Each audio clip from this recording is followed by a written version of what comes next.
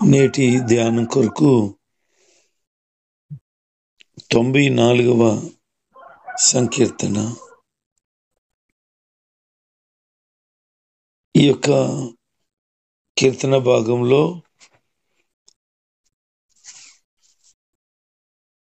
చాలా ప్రాముఖ్యమైన ప్రార్థన కనబడుతోంది. ఈ ప్రార్థన ఏంటి అనంటే, దుర్మార్గులు బాధ పెడుతున్నప్పుడు, దేశంలో జరగవలసిన న్యాయం వక్ర మార్గంలో వెళుతున్నప్పుడు కంగారు పడిపోతూ ప్రజలను పరిపాలన చేస్తున్నటువంటి అధికారులు దుర్మార్గులుగా ఉన్నారు అని, దుర్మార్గుల చేతుల్లోకి అధికారము వెళ్ళిపోయిందని, ప్రజలను వారు ఎంతో బాధ పెడుతున్నారని, బలహీనులను నిస్సహాయులను ఘోరంగా చంపేస్తున్నారని, ప్రభువా నీవే ప్రతీకారం చెయ్యి అని ఈ కీర్తనకారుడు ఈ కీర్తన రాయడం జరిగింది. ఇది ఒక ప్రార్థన. ఈ కీర్తన ఎవరు రాశారో తెలియపరచబడలేదు. కీర్తన గ్రంథంలో మొత్తం 150 సంకీర్తనలు ఉంటే 100 పర్టికులర్గా ఎవరెవరు రాశారో తెలియపరచబడింది. కానీ మరి ఒక 50 సంకీర్తనలు మాత్రం క్లారిటీ లేవు. మరి కొంచెం బాగా అధ్యయనం చేసినప్పుడు ఒక 15 కీర్తనలు దావీదు రాసుంటాడని, ఒక 2-3 కీర్తనలు జకర్యా మరికొందరు రాసుంటారని అభిప్రాయపడ్డారు. కానీ ఒక 35 కీర్తనలు మాత్రం ఎవరు రాశారో తెలియపరచబడలేదు. ఈ కీర్తన కూడా ఎవరు రాశారో తెలియపరచబడలేదు. కానీ ఎవరు రాసినా దైవ ప్రేరణతో రాశారు. ఏ మాట రాయబడినా ఆ మాటకు చాలా అర్థం, పరమార్థం ఉంది. ఎందుకు ప్రతీకారం చేయాలి దేవుడా, నువ్వే చేయాలి అని అంటున్నాడంటే, అక్కడ ప్రజలను పరిపాలన చేస్తున్న అధికారులు చేస్తున్న ఆ దుర్మార్గం ఇతను హృదయాన్ని ఎంతో కలిచివేసింది. బయటికి చెప్పుదామంటే ఎవడో మాటండు, అలాగని తిరుగుబాటు చేద్దామంటే ఇతను వల్ల కాదు. మరి ఏం చేయాలి? ఏం చేస్తే ఈ అధికారులు, ఈ దుర్మార్గులు పేటరేగిపోకుండా ఆగుపడతారు? ఈ వక్ర మార్గంలో పోతున్న న్యాయం సక్ర మార్గంలోనికి ఎలాగొస్తుంది? బాధపడిపోతున్న ప్రజలకు ఎలాగున్న సంతోషము, క్షేమం కలుగుతుంది? బాగా ఆలోచన చేశాడు. అతనికి ఒకటే అర్థమైంది, ఇది మనుషుడి వల్ల అయితే మాత్రం కాదు, కేవలం దేవుడే కార్యం చేయాలి అని భావించాడు. ప్రియ దేవుని జనాంగమా, మీరు ఎవరి చేత బాధించబడుతున్నా, ఎవరు నిన్ను ఏడిపిస్తున్నా, నీ బాధకు, నీ కన్నీళ్ళకి ఎవరు కారణమైనా, వాళ్ళు నువ్వు ఏమీ చేయలేకపోతున్నావేమో, వాళ్ళు తిరిగి మాట కూడా అనలేకపోతున్నావేమో, ఏం చేయాలో చేతకాని వ్యక్తిలాగా, శక్తి లేని వ్యక్తిలాగా నిస్సహాయ స్థితిలో ఉన్నవేమో. అయితే ఈ కీర్తనకారుడు చేసిన గొప్ప పని నీకు అర్థమవుతే నీవు కూడా అట్టి పని చేస్తావు. ఏం చేశాడు మీకు అర్థమైంది కదా. మనుషులతో చెప్పట్లేదు, తన బలగము తనకున్నవారు ఈ యొక్క పరిస్థితి నుంచి విడిపిస్తాడు అని నమ్మటం లేదు. కేవలము దేవుడే కార్యాలను చేయగలిగిన వాడు, పరిస్థితులను మార్చగలిగిన వాడు అని పరిపూర్ణంగా దేవుని మీద నమ్మకంతో ప్రార్థన చేస్తున్నాడు. ఈ రోజున నీ జీవితం ఒకవేళ ఇలాంటి పరిస్థితి గుండా వెళ్తూ ఉంటే నీకు గొప్ప పరిష్కారము దేవుడు కలుగు చేయబోతున్నాడు. ఈ రోజున దేవునికి నిన్ను గూర్చిన వాదన, నిన్ను గూర్చిన వేదన అప్పగించు. ఆయన ఖచ్చితంగా గొప్ప సమాధానం నీకు ఇవ్వటానికి సిద్ధంగా ఉన్నాడు.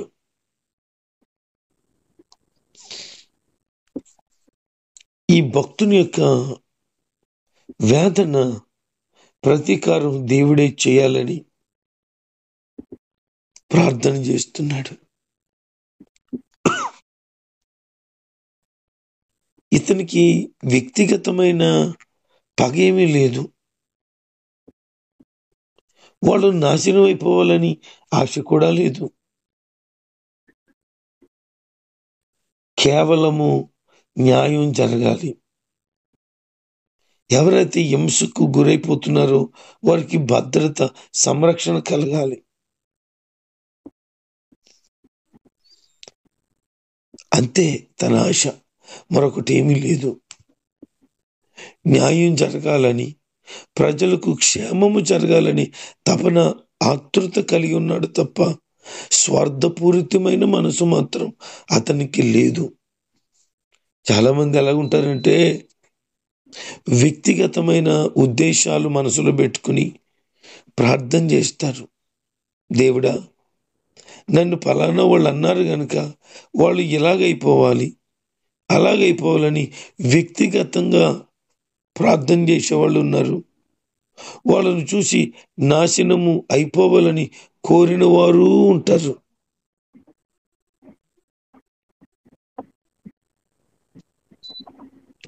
కానీ కీర్తనకారుడు వ్యక్తిగతమైనది ఏది కనబడటం లేదు. ఒకవేళ నీవు వ్యక్తిగతంగా ఎవరి మీదైనా కక్ష పెంచుకుని కోపంతో నింపబడుతూ ద్వేష స్వభావం కలిగి ఇతరులు నాశనం అయిపోవాలని చూస్తున్నావా? అట్టి మనసుంటే ఈరోజు విడిచిపెట్టు. ఎందుకంటే దేవుడు చూసుకుంటాడు. దేవుడే ఆయన ఎవరికి ఏమి చెప్పాలో ఏమి చేయాలో ఖచ్చితంగా చూసుకుంటాడు. మనం దేవునికే వదిలేయాలి. ఏ సమయంలో, ఏ పద్ధతిలో, ఎట్టి విధంగా దేవుడు కార్యం జరిగించాలో ఆయనకి బాగా తెలుసు. ఎందుకంటే ఆయన ప్రజలు అంటే ఆయనకి చాలా ఇష్టం. ఆయన ప్రజలు నలిగిపోతూ ఉంటే, ఆయన ప్రజలు బాధపడుతూ ఉంటే ఆయన చూసి ఊరుకొని ఉండలేడు. నేను చాలా పర్యాయాలు ఇతరుల వల్ల బాధించబడుతూ ఉంటాను. లేనిపోని మాటలు, నిందలు నా మీద వేయటానికి ప్రయత్నాలు చేస్తారు. ఆ సమయంలో నేను ఒకటే ప్రార్థన చేస్తాను, ప్రభువా, నేను నీతిగా ఉంటూ ఇతరులకి నీతి బోధనే చేశాను కదా, ఎందుకు నా మీద ఇలాగ లేనిపోని మాటలు మాట్లాడుతున్నారు? దీనికి నేను ఏమి బాధ్యుడిని, ఏమి కారకుడిని, నా ప్రమేయం ఏమీ లేదే, ఎందుకు ఇలాగ మాట్లాడుతున్నారు ప్రభువా? నేను వారిని శిక్షించమని కోరటం లేదు, కానీ నన్ను ఎందుకు అంటున్నారో వారు తెలుసుకునేలాగా చేయి ప్రభు అని మాత్రం ప్రార్థన చేస్తాను. దేవుడికి తెలుసు ప్రతి హృదయము. అలాగే ఎవరైతే నన్ను బాధించారో నా కళ్ళారా వారికి శిక్ష రావడం కూడా చూశాను. చాలా ఘోరమైన బాధ కూడా పడిపోయిన సందర్భాలు నా కళ్ళు చూశాయి. నాకు బాధ కలిగింది, ప్రభువా, వాళ్ళని శిక్షించమనలేదయ్యా, వారు సరి చేయబడాలి అని కోరుకున్నాను. ఇంత ఘోరంగా వారు శిక్షించబడుతుంటే నాకు బాధ కలుగుతుంది అని అంటే, నిర్దోషిగా ఉన్న నా కుమారుడు అయిన, నా సేవకుడు అయిన నీ మీద ఇలాగూ మాట్లాడుతుంటే వారికి ఏం చేయాలో నాకు తెలుసు, నువ్వు మౌనంగా ఉండు అని అనేక పర్యాయాలు ప్రభు నన్ను బలపరిచారు. నా మాటలు మీకు అర్థమవుతున్నాయి అనుకుంటున్నాను. ఎవరిని ఏమనకండి. దైవజనులను అసలు ఏమీ అనకండి. ఎందుకనంటే ఊరికినే లేనిపోని మాటలు నిందలు మాట్లాడటానికి ప్రయత్నము చేయకండి. మీరేదో ఆషామాషి అనుకుంటున్నారు కానీ దేవుడే పట్టించుకుంటాడు. ఇశ్రాయేలు ప్రజలందరూ కూడా సణుగుతున్నారు. మోషే మౌనంగా ఉన్నాడు. చాలా చాలా చిరాకు రప్పించేస్తున్నారు. మోషే మౌనంగా ఉన్నాడు. దేవుడు మోషేతో మాట్లాడుతున్నాడు. మోషే, వారి నీ మీద సణిగిన సణుగులను నేను విన్నాను, వాళ్ళ సంగతి నేను తేలుస్తున్నాను అన్నాడు. ప్రభువా, వాళ్ళు ఏమి అనొద్దు అని అంటే, నీ మీద సణుగుతున్న సణుగులు నాకు వినబడుతున్నాయి మోషే అన్నాడు. మోషే గారు మౌనంగా ఉన్నారు కానీ యేసయ్య గారు మాత్రం మౌనంగా లేరు. ఒకవేళ నేను మౌనంగానే ఉంటాను, నాకు అవసరం లేదు. ఎందుకంటే నేను యేసయ్య పొలంలో పనిచేస్తున్నాను. నేను ఒక పనుణ్ణి. ఆయన ఏం చెప్తే అది చేయడమే నా పని. ఆయన అప్పగించిన పని నమ్మకంగా చేసి, బల నమ్మకమైన మంచి దాసుడా అని అనిపించుకోవాలన్న ఆరాటమే తప్ప ప్రజలు మెప్పును కొరటం లేదు. ప్రజలు ఏదో నాకు సన్మానాలు చేసి దండలేసి చప్పట్లు కొడతారని అసలు ఎప్పుడు ఆలోచన లేదు, ఇక ఎన్నడూ కూడా రాదు.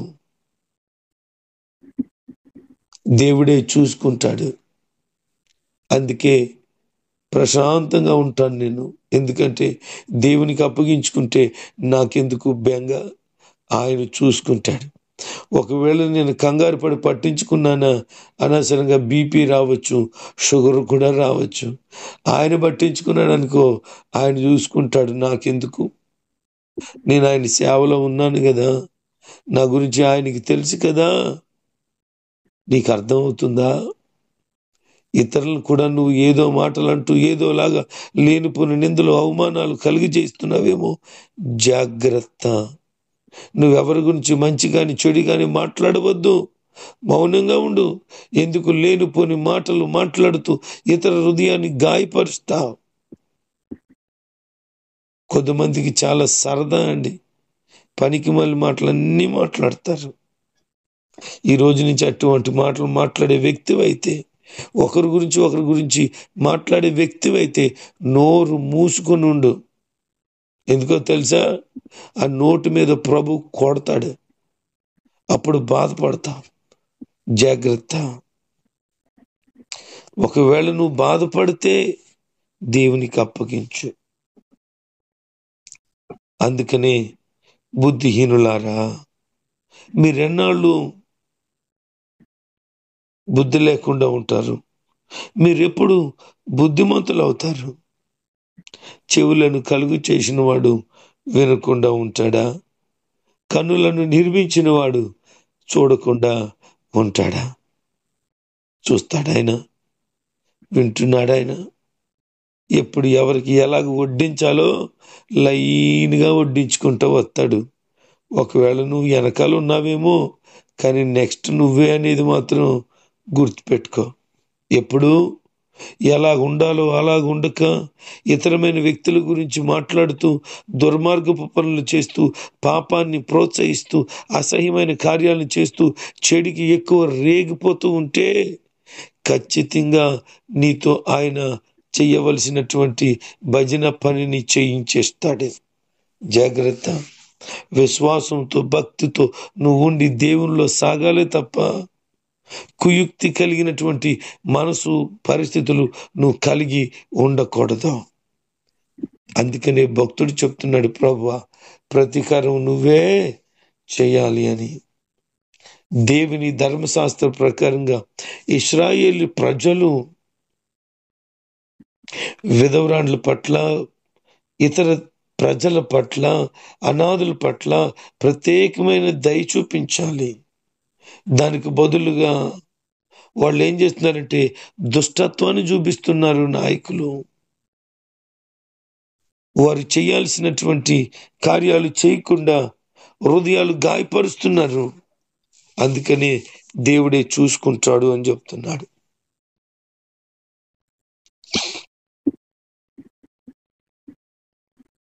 దేవుని బిడ్డలు ఎప్పుడు కూడా వారి పరిస్థితులను చేతుల్లోకి తీసుకోరు, దేవునికి అప్పగించుకుంటారు. ఇతను ప్రార్థన చేశారు, దేవుడు అతనికి జవాబు ఇచ్చాడు. గొప్ప ధైర్యము దొరికింది.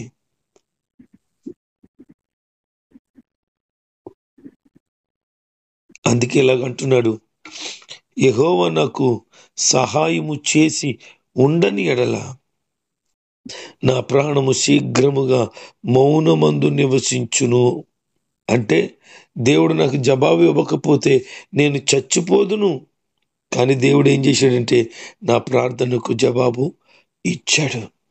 ప్రియ దేవుని జనాంగమా, నువ్వెంతగా బాధించబడుతున్నావు, ఎంతగా నలిగిపోతున్నావు, ప్రభు చూస్తున్నాడు.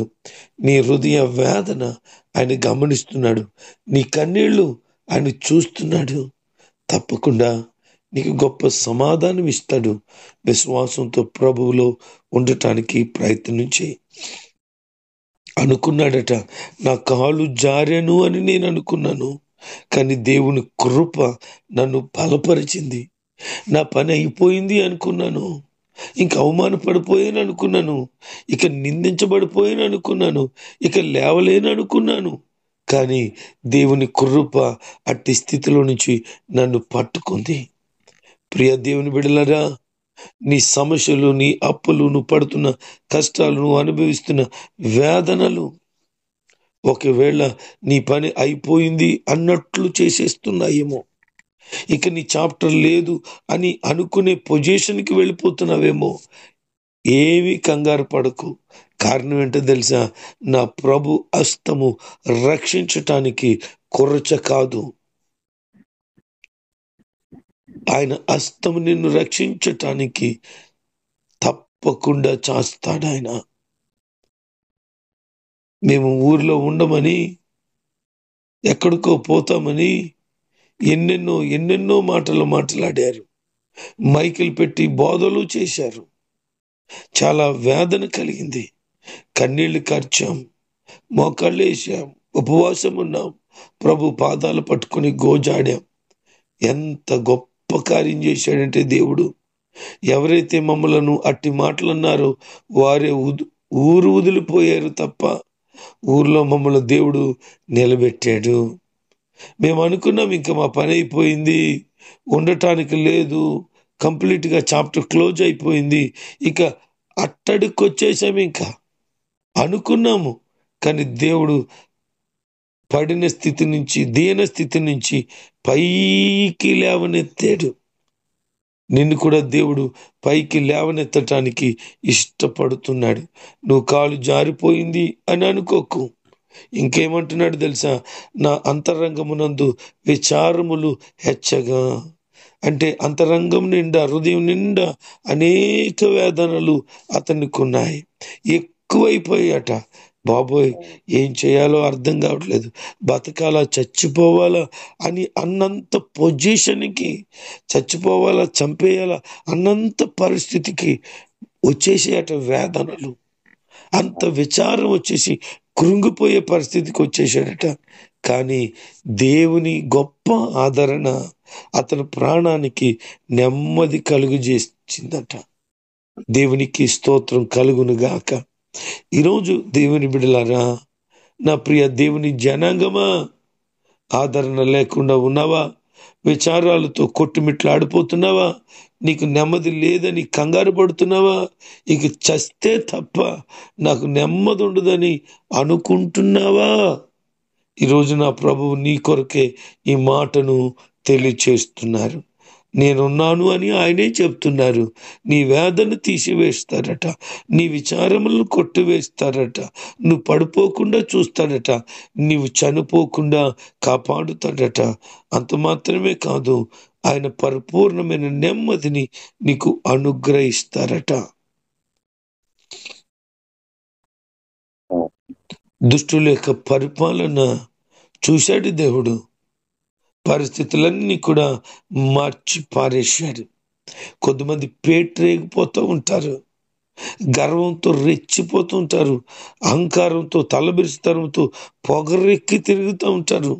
వాళ్ళ పళ్ళు ప్రభు పీకేస్తాడు. వాళ్ళని ఎక్కడ తొక్కించాలో అక్కడ తొక్కించేస్తాడు. ఎందుకంటే బాధపడి వారి యొక్క బాధను చూస్తూ ఊరుకుండే దేవుడు కాదు. ఎవరు బాధ పెడుతున్నారో వారిని వదిలేసే దేవుడు కూడా కాదు. వారికి తగిన రీతిలో తప్పక బుద్ధి చెప్తాడు. కాబట్టి ఈరోజు నుంచి దేవా, నాకు ఎత్తైన కోటవు నీవే, నా ఆశ్రయ దుర్గము నీవే, నాకు సహాయము నీవే, నాకు క్షేమము నీవే, అన్నీ నీవే చూసుకో ప్రభు అని ప్రభువు మీద ఆధారపడి ఆయనకి అప్పగించుకోగలిగితే నీకు నెమ్మది కలుగుతుంది. అట్టి నెమ్మది, ఆదరణ, ధైర్యము, సహాయము నిత్యము ప్రభు వలన నువ్వు పొందుతూ నీ హృదయంలో ఉన్న వేదన, నువ్వు అనుభవిస్తున్న బాధ, నీ మీదకు వస్తున్న నిందలు తొలగిపోయి పరిపూర్ణమైన సంతోషం చేత నిశ్చయముగా నీవు ప్రభు కృపను బట్టి జీవించుదువుగాక. ఆమేన్.